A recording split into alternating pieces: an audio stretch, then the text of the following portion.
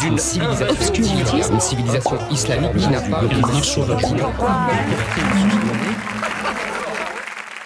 Bonjour, bienvenue dans Rhinocéros. Aujourd'hui, on va revenir sur cette folle campagne. C'était intense quand même, parce qu'en 4 semaines, on a eu l'extrême droite aux portes du pouvoir, on a sauvé la République et on a fait gagner la gauche. Un peu, si quand même, un peu. Ouais.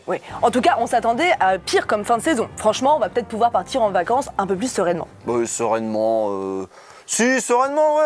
Oui, allez. Oui. Alors oui, super, le barrage à l'extrême droite a fonctionné. Mais comprenez bien, c'était temporaire. C'était un barrage d'une semaine, pas plus. À présent, la vie médiatique peut reprendre son cours. Aujourd'hui, le 8 juillet, le problème n'est pas de lutter contre le Rassemblement national. La lutte contre le Rassemblement national s'est temporairement terminée hier et le Rassemblement national a été défait. Le problème aujourd'hui, c'est de trouver un Premier ministre et un gouvernement pour la France. Bon, Apathy, il est passé à autre chose, mais nous, on aimerait bien revenir un petit peu sur ce qu'on vient de vivre, là. Parce que c'est pas normal, ça. On vient de traverser 4 semaines terrifiantes. Alors, peut-être que pour les éditorialistes de plateau, c'était stimulant, c'était intéressant, mais dans ce pays, il y a quand même beaucoup de gens qui ont très mal vécu la séquence. C'est ça qui arrive, c'est le chaos, en fait. Que le RN monte comme ça, c'est infâme. C'est atroce. Voir des extrêmes comme ça, fondés sur des parti de nazis, je vais le dire haut et fort, non, c'est atroce. Moi, j'aimerais parler de certains amis autour de moi qui ont peur. Moi aussi, j'ai peur le matin quand je me lève. Ça a pris toute la place dans ma vie. Il n'y a plus que ça qui existe aujourd'hui. Et je dis à tout le monde, je suis dispo après le 7 juillet parce que jusque-là, ma vie, elle est en pause. On était quand même un certain nombre à trouver que le RN au pouvoir, c'était pas juste une alternance. C'était un basculement. Ouais, alors est-ce qu'ils en ont bien rendu compte de ça dans les grands médias? Il y a peut-être des leçons à tirer de ces 4 semaines un peu folles. L'enfer en fait qu'on a vécu pendant 4 semaines. Moi j'ai l'impression qu'on m'a volé 4 semaines de ma vie où je me suis demandé si j'allais pouvoir continuer à être journaliste, si j'allais pouvoir continuer à vivre dans une démocratie digne de ce nom. Ils sont pas nombreux les journalistes qui ont vraiment pris la mesure de ce dans quoi l'imminence de l'arrivée annoncée de Bardella à Matignon avait plongé le pays. Dans les grands médias, ils sont plutôt rares, ceux pour qui le RN au pouvoir ça changerait vraiment quelque chose. Ils sont plutôt rares, mais il y en a. Ça, c'est la lettre que j'ai reçue ce matin, chez moi, à mon domicile. Franchement, Karim, tu n'as pas compris le vote du 9 juin. Ce n'est pas le pouvoir d'achat, ce n'est pas la retraite à 60 ans, ce n'est pas la privatisation de Radio France. La seule et unique raison fondamentale du vote RN, c'est que le peuple français historique en a plein le cul de tous les bicots. Contrairement à Salomé Saké et Karim Rissouli, la plupart des journalistes les plus en vue de ce pays n'ont plus du tout peur du RN. Et ça se voit. C'est peut-être aussi pour ça que les gens se sentent autorisés à voter RN. Évidemment, c'est pas le seul facteur, mais c'est quand même un sacré facteur. Le RN est devenu un parti comme les autres, traité comme les autres partis sur les plateaux. C'est pour ça que là, quand on regardait la télé, là, pendant ces 4 semaines, on avait l'impression que c'était normal, voilà, il y avait rien de flippant. En tout cas, je trouve ça intéressant de voir qu'aujourd'hui, le mainstream, c'est devenu le Rassemblement national. C'est-à-dire que là, moi je dis une chose qui est une vérité factuelle, à savoir que le RN est l'héritier des pétainistes. Ah oui, non mais ça se dit plus, c'est fini ça. Mais oui, c'est carrément ringard de dire ça. Maintenant, ceux qui sont dangereux, c'est les insoumis. Je suis quand même pas con, je l'ai vu à la télé. Ouais, il y a une inversion des rapports de force. Et si on rappelle sur les plateaux que non, quand même, le RN c'est l'héritier du pétainisme, de l'OS et des ligues factieuses et antisémites qui ont tout fait pour couler la République, voilà comment on se fait traiter. Non mais vous pouvez pas avoir une grille de lecture qui a 70 ans, mais c'est génial, c'est-à-dire que maintenant dans les médias français, vous réalisez à quel point dans les vous médias français déphasé par rapport à 11 millions d'électeurs que vous traitez de fascistes. Mais je les traite pas de fascistes, je vous donne la filiation historique. Mais on la connaît, et alors On la connaît, et alors quoi? Aucun parti n'a le droit d'avoir été collabo, nazi, je sais pas quoi, hein? Sauf que non, il y en a qui continuent à prendre le RN au sérieux. La preuve, il y a eu barrage. Il y en a pour qui le RN ne fait toujours pas partie du fameux arc républicain. Aujourd'hui, vous avez un espace politique qui est coupé en deux parts à peu près égales. D'un côté, vous avez des gens pour qui le Rassemblement national n'est pas un parti politique comme les autres, n'est pas une organisation politique comme les autres, ce qui les conduit à se désister, par exemple. En gros, ça va de M. Poutou à M. De Villepin. C'est quand même la moitié des électeurs, la moitié de l'offre politique. Puis de l'autre côté, vous avez des gens pour qui, visiblement, le Rassemblement national est certes un parti avec lequel on n'est pas forcément d'accord, mais en tous les cas, qui est un parti comme les autres. Donc, dans le monde politique, ok, il y a Édouard Philippe qui va bouffer avec Le Pen, il y a Macron qui était prêt à céder le pouvoir à Bardella, ça existe des comme ça. Mais il y a quand même encore pas mal de monde qui croit au front républicain, qui croit au cordon sanitaire, y compris dans le camp du président. Ouais. Alors par contre, dans les médias, Ah, c'est plus compliqué, là. Et face à ça, vous avez, disons, 90% des journalistes qui pensent que bien faire son travail de journaliste, c'est considérer ce parti comme un parti comme les autres. Voilà la situation dans laquelle nous nous trouvons aujourd'hui. Ce que Sylvain Bourmeau nous explique là, c'est qu'il commence à y avoir un véritable décalage entre ce qui se passe dans les médias et ce qui se passe dans la société. On vous le redit, il y avait des gens morts de trouille pendant 1 mois. Et on les voyait pas sur les plateaux, on les voyait pas dans les reportages. Il y a un problème là. Alors, camarades journalistes, on va se poser 2 secondes et on va se demander honnêtement, est-ce que la profession, est-ce que ces pratiques n'ont pas eu une petite incidence là-dessus, sur la montée du RN quand même? On peut l'interroger? C'est une profession qui n'a pas tellement pour habitude d'être réflexive, en fait, contrairement à d'autres, et c'est un vrai problème. C'est un vrai problème, et on l'a vu encore au lendemain du 7 juillet. Sur France Inter, à côté de Salomé Saké et de Jean-Michel Apathy, il y avait Guillaume Roquette, Françoise Fressos, Jérôme Jaffré, et tous ces brillants éditorialistes étaient déjà partis dans les spéculations sur Matignon, la majorité, Macron, Attal, Mélenchon, comme s'il ne s'était rien passé de grave. Bravo à Salomé d'ailleurs, notre collègue, qui semblait être la seule ce matin-là à avoir pris la mesure de la gravité de la situation et de la responsabilité des grands médias. Dans les médias, on a eu un véritable basculement. Ça y est, le Rassemblement national est considéré comme un parti comme les autres. Ça a été complètement parachevé dans cette campagne. Ce qui s'est passé, c'est qu'on a eu une tolérance de l'intolérance qui a augmenté et que s'il n'y a pas une remise en question profonde, normale, notamment nous, dans notre manière d'exercer notre profession, le Rassemblement national va continuer. Et je terminerai juste sur la dernière leçon, c'est que ce qu'on a vu pendant ces 7 dernières années, c'est qu'on ne combat pas l'extrême droite en lui faisant les yeux doux, en lui parlant, en essayant de reprendre ses idées et de les diluer, de les banaliser. Oui, parce que c'est souvent comme ça que ça s'est passé d'ailleurs. Plus il y avait d'électeurs RN, plus les grands médias se sont dit que ces électeurs étaient aussi des téléspectateurs, qu'il fallait pas les brusquer, qu'il fallait se préoccuper d'eux, qu'il fallait leur tendre le micro. Puis arrêter de les traiter de fachos. À Quotidien, Apathy a été un des rares à admettre que les grands médias avaient accompagné la libération de la parole raciste. Pour Apathy, continuer à donner la parole à Zemmour dans les médias malgré ses condamnations pour incitation à la haine, etc., c'était irresponsable. Les médias ont payé Éric Zemmour pour donner son point de vue. Je suis désolée, mais moi je suis pas d'accord avec ce que vous dites. Non, les politiques ont refusé de parler d'immigration et de sécurité pendant des décennies. Anne-Claire Coudray, c'est le 20h de TF1, tous les week-ends, depuis des années. Et là, elle nous fait du Le Pen dans le texte. Du Le Pen des années 80. Depuis des décennies, les politiques, ils veulent pas parler d'insécurité, d'immigration, c'est pas leur genre, non, Pasqua, il en parlait pas, Pasqua. Chirac, il en parlait pas. Sarkozy, il en parlait pas. Valls, il en parlait pas. Darmanin, il parle pas que de ça. Depuis que je suis petit, j'entends que ça, immigration, insécurité, et j'ai 38 ans, Anne-Claire Coudray. 38 ans. Tu veux qu'on en parle encore plus, Anne-Claire Coudray? Mais va bosser chez CNews, en fait. 44% des téléspectateurs du JT de TF1 interrogés par l'IFOP dans une récente étude affirment avoir voté pour la liste RN aux dernières européennes. On a trouvé ça dans l'UMA, mais l'étude avait été commandée par Marianne, 44%. Est-ce qu'ils ont voté RN parce qu'ils regardent le JT de TF1 ou est-ce qu'ils regardent le JT de TF1 parce qu'ils sont déjà un peu de droite? Bon, c'est toujours compliqué de savoir, mais on imagine qu'Anne-Claire Coudray connaît son public et que ça explique en partie son positionnement ce soir-là face à Apathy. D'ailleurs, restons dans le groupe Bouygues. Comment le RN est-il traité sur LCI? Chez Pujadas. Pujadas, il est allé chez Quotidien pour expliquer que le RN, pour lui, c'était pas un parti d'extrême droite. Et il le sait parce qu'il a fait des études. Il a un énorme cerveau sous tous ses cheveux, là. Vous allez voir. Étudiant les extrêmes droites en Europe, j'ai vu ce que proposait Geert Wilders aux Pays-Bas, j'ai vu ce que proposait l'AfD en Allemagne, et j'ai vu le fossé quand même qui séparait ces partis du Rassemblement national, par exemple. Comment on les appelle alors, Geert Wilders ou l'AfD, si on appelle le Rassemblement national extrême droite? Chez nous, c'est l'extrême droite. Ailleurs, c'est l'extrême droite. Et en même temps, quand on voit la composition des plateaux de Pujadas sur LCI, on se dit heureusement qu'il tolère l'extrême droite. Heureusement que le racisme, ça le dérange pas, parce que putain, il est bien entouré. Déjà, les chroniques de Caroline Fourest, la chef des islamophobes, on vous rappelle que c'est chez lui, c'est chez Pujadas. Mais attention, il y en a d'autres des obsédés de la Baïa et des frères musulmans. En fait, il y a quasiment que ça dans 24 heures Pujadas. Écoutez par exemple Abnous Chalmani réagir au lendemain du résultat des législatives. Ça va quand même assez loin. Par contre, la petite musique qui commence à s'entendre, et j'ai entendu ça tout à l'heure, c'est que peut-être que la gauche, enfin une partie de la gauche, on va dire la gauche et les filles avec quelques alliés chez les écolos et chez les socialistes, vont essayer de jouer sur le sociétal. Et là, par exemple, il y a une idée qui circule que dès qu'ils arriveront au pouvoir, ils réautorisent la baya à partir de la rentrée prochaine, qui vont détrotiquer la loi 2004 sur la laïcité. Et là, je ne vois pas de meilleur moyen que de nourrir nourrir le RN à la petite cuillère. Alors moi j'en vois un.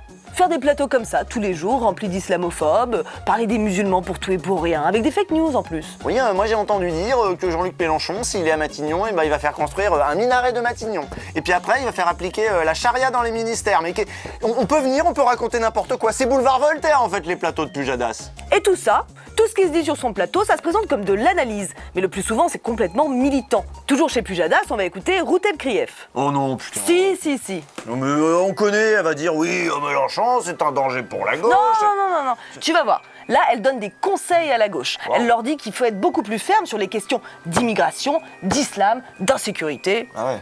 Ah bah c'est original, c'est bien ça. Il faut que la gauche fasse sa mue. Comme un genre de serpent raciste, de papillon nazi. La mue, d'accord. La gauche danoise ou les travaillistes britanniques, il y a quelques jours, l'ont fait cette mue.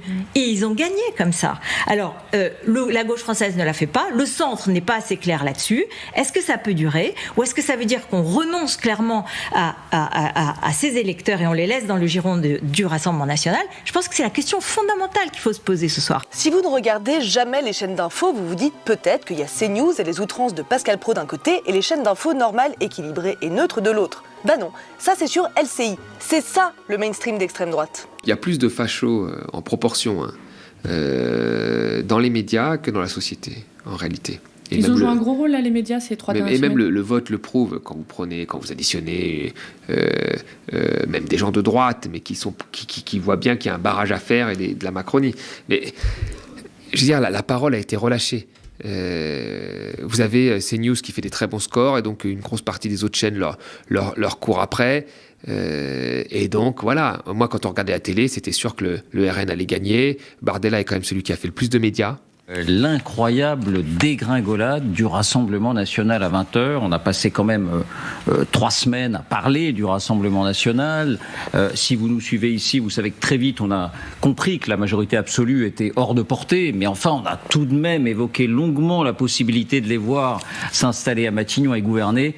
Patatras, et pas pour quelques sièges, non. Et oui, pendant qu'une partie du pays avait la boule au ventre, eux ils se préparaient tranquillement à une alternance qu'ils annonçaient comme inéluctable. Et les Français qui avaient la boule au ventre, pourquoi ils flippaient? Eh bien parce que eux, ils voyaient bien que le pays était en train de basculer dans autre chose, que le racisme était en train de gagner, et que ça allait pas être sans conséquences sur leur vie. Si vous lisez Mediapart, vous savez peut-être que depuis l'annonce des très bons résultats du RN le 9 juin, quelque chose s'est débloqué chez les racistes. Il y a eu des passages à l'acte. Beaucoup de passages à l'acte. Au moins un par jour dans le pays selon le décompte publié par David Perrotin. Ça prend des formes multiples. Il y a des mecs qui hurlent dehors les Arabes avec un fusil à la main. Il y a des coups qui peuvent tomber. Et puis il y a les agressions du quotidien, comme celle-ci publiée sur Twitter sur le compte Tajmat. Pourquoi?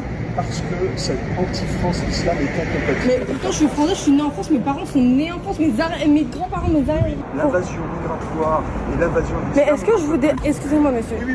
Est-ce que je vous dérange? Oui, je travaille, je paye mes impôts. Oui mais ça je m'en fous. Pourquoi? Ok, je m'en fous parce que vous êtes une ennemie de la France. Ben merci. D'accord, merci. Et des trucs comme ça dans le pays, c'est tous les jours. Si vous n'êtes pas concerné, demandez autour de vous. Et si vous êtes concerné, vous le savez. Sauf que c'est pas devenu un sujet dans les médias. Ça ne l'est pas déjà le reste de l'année, on est d'accord. Mais là, il y a une augmentation des agressions racistes. En même temps que le RN qui arrive aux portes du pouvoir, il y a peut-être un sujet. Là, il y a peut-être des trucs à connecter, les journalistes. Vous auriez pu interroger les responsables du RN. Tiens, ça vous choque ces agressions racistes? Vous pourriez au moins faire semblant d'en avoir quelque chose à foutre. Ceci dit, il y a eu Envoyé spécial qui a fait le taf. L'histoire de Divine, aide-soignante victime de racisme de la part de ses voisins fiers de voter RN, a un peu bousculé la campagne. Marine Le Pen a été obligée de s'expliquer sur cette séquence, les gens avaient vu le racisme à l'œuvre, et puis ils ont pu voir que Marine Le Pen ne trouvait pas que c'était du racisme, et ils ont pu se dire « Ah tiens, peut-être que le RN n'a pas tant changé que ça finalement ». Dans ce petit sujet de l'UMA, on voit que la médiatisation du cas de Divine a permis aux responsables de gauche de prendre enfin la parole sur autre chose que sur Mélenchon. Ce travail d'envoyé spécial a permis qu'on leur tende enfin un micro pour qu'ils puissent rappeler ce qu'est le racisme. Divine a dit une chose très juste tout à l'heure. Elle a dit je ne connais pas une seule personne d'origine immigrée qui n'ait pas eu à vivre quelque chose de cet ordre-là, et elle a évidemment raison. Depuis les dernières élections européennes, où on sent bien une libération de la parole raciste. Il y a quelques jours, c'était un chauffeur de bus à Thiais, dans le Val-de-Marne, qui a été blessé par un automobiliste qu'il a traité de bougnoule. Et Divine, elle-même, a parlé, elle a raconté qu'elle a poussé la porte du local PCF, elle a pris contact et puis après elle est allée tracter. Et comme des milliers de personnes en France, elle a choisi de s'engager pour la campagne du nouveau Front populaire. Il y a des gens comme nous qui ne veulent pas. C'est cette fracture-là des races qui ont besoin d'unité, qui ont besoin d'avancer ensemble, qui ont besoin de travailler ensemble et de vivre ensemble. Voilà ce qui s'est passé, loin des plateaux télé. Voilà pourquoi Bardella n'est pas Premier ministre. Beaucoup de Français savent encore reconnaître un parti fondamentalement raciste quand ils en voient un. Et mine de rien, on pouvait le voir quand même que c'était encore un parti raciste. Pas forcément sur les plateaux télé ou sur les chaînes d'infos, mais sur France 3 Régions. L'argent, on va en trouver. Hein, où ? Mais il y a plein de moyens de réduire justement, par exemple, en baissant l'immigration. On va réduire totalement. C'est-à-dire par exemple, ça ne sera plus permis de rentrer sur le territoire, comme c'est actuellement le cas. Et pendant que les antennes locales de France 3 et France Bleu nous donnaient à voir ce que valaient les candidats RN les plus médiocres quand on leur tendait un micro, la presse indépendante, elle, fouillait les réseaux sociaux et publiait chaque jour de nouvelles dingueries qui nous montraient un peu l'envers du parti, ce que le RN ne voulait pas montrer à la presse. À Street Press, ça fait longtemps qu'on enquête sur les profils des députés et de leurs collaborateurs. Vieille garde raciste et négationniste du Front National, militants néofascistes et membres de groupuscules violents, voilà nos révélations. Bon, les révélations, c'est comme à chaque fois. Des trucs racistes, des trucs nazis, des types complètement timbrés, des mecs pas présentables. Enfin bref, certains ont été désavoués par le RN, la plupart ont été battus, mais quelques-uns siégeront demain à l'Assemblée nationale. Une vingtaine. Mais voilà, c'est ce qu'on vous dit toujours dans Rhinocéros, contre l'extrême droite, faut faire de l'enquête. Si tu leur demandes, ils te diront toujours qu'ils sont pas d'extrême droite, mais si tu remontes un peu le fil Facebook de certains de leurs candidats, tu trouveras toujours de quoi prouver que bah si, là vous avez eux, désolé, vous êtes d'extrême droite. Et ça s'appelle faire du journalisme. Et Bardella, il aime pas trop ça. Il y a des journalistes dont le travail, c'est d'enquêter toute la journée sur les candidats, les suppléants, la grand-mère des suppléants, la boulangère de la grande-tante du suppléant. C'est pas un travail d'enquête que vous faites dans les partis. Et c'est terrible parce qu'ils se font avoir à chaque fois. Et là, c'est même devenu un sujet dans la campagne. Surtout la dernière semaine, on a appelé ça les brebis galeuses. Et il y en avait près d'une centaine. Un article de la revue des médias de l'INA est revenu sur ces enquêtes qui ont sans doute pesé sur le résultat final. On vous le cite. C'est extrêmement rare une vague de soutien aussi énorme, assure Mathieu Mollard, rédacteur en chef de Street Press, qui se félicite aussi du pic de dons reçus depuis quelques jours. Il a mesuré l'impact de ces contenus, tous diffusés sans abonnement. On est à plus de 6 millions de comptes touchés sur Instagram depuis la dissolution. Même tsunami de merci et même surprise pour Pierre Plotu, spécialiste de l'extrême droite à Libération, qui nous rappelle une évidence. Tu crois que ça arrive souvent qu'on te dise merci quand tu bosses sur l'extrême droite? Et là, oui, je crois qu'on peut dire merci à Libé, à Street Press, à Mediapart, à Envoyé Spécial. Bon, même nous, il y en a qui sont venus nous dire merci pour Rhinocéros ou pour Blast en général. Nous et les autres, on est là parce que vous nous regardez, parce que vous nous partagez, parce que vous nous financez. C'est vous qui avez permis qu'on puisse peser un petit peu dans cette campagne cruciale. Et nous, les médias, on n'a pas été les seuls à bosser, loin de là. Par exemple, il y a eu ces 300 personnalités d'Internet qui ont signé une tribune pour appeler à voter Nouveau Front Populaire. Et il y a eu tous ces internautes qui ont fait campagne à leur façon, avec des posts Insta, avec des tweets, avec des edits de Delogu. Je pense aussi à ceux qui ont essayé de peser en militant, en tractant, en parlant avec leurs proches. Il y a eu un véritable front populaire collectif. Pendant que les grands médias accueillaient chaleureusement le RN et nous expliquaient qu'il fallait comprendre ses électeurs, il y a une autre France qui s'est bougée. Une France dont on ne parle pas, une France dont on parle mal, une France qui n'intéresse pas les médias apparemment. Non, il faut s'intéresser aux racistes. Colombe, vous connaissez Colombe? Oui voilà, il y a une France antiraciste, il y a une France antifasciste, il y a une France de gauche. On a vu sa joie le soir du 7 juillet. Cette France-là, elle a encore beaucoup de combats devant elle, et elle n'a pas toutes les cartes en main, mais elle existe. Sauf que cette France, il va falloir que les grands médias comprennent qu'elle n'est pas battue. Que non, tout le pays n'est pas facho. Tout le pays n'est pas encore convaincu que le RN est un parti comme les autres. Je ne pensais pas que les Français considéraient que le Nouveau Front Populaire est un danger moins grand que le Rassemblement National. Pour moi, c'est clairement un parti de destruction de la France, de guerre civile, communautariste, tout ce que vous voulez, et un parti qui nous conduit au pire, et que les Français n'en aient pas pris conscience moi, je dois dire que ça m'interpelle. Je pense que ça traduit un véritable affaissement intellectuel et moral. Et ben moi, je suis fier de vous, voilà, de tout le monde. Bravo la team. On n'a pas fait le plus dur, loin de là, mais bien ouais. Donc oui, il y aura une saison 2 de Rhinocéros. Vous nous avez pas mal dit à quel point c'était important d'avoir cet espace pour notre camp. Cette petite respiration, cette petite dose de mauvais esprit, apparemment, ça vous fait du bien, donc on va continuer en septembre. Absolument, le but de l'émission, voilà, c'était vraiment de vous montrer que oui, il y avait peut-être quelque chose qui clochait dans notre paysage médiatique, que la fascisation était en cours. Bon bah là, je pense qu'au moins c'est clair pour tout le monde. Après ce qu'on vient de traverser, voilà, donc je pense que c'est logique en effet qu'on continue. Vous,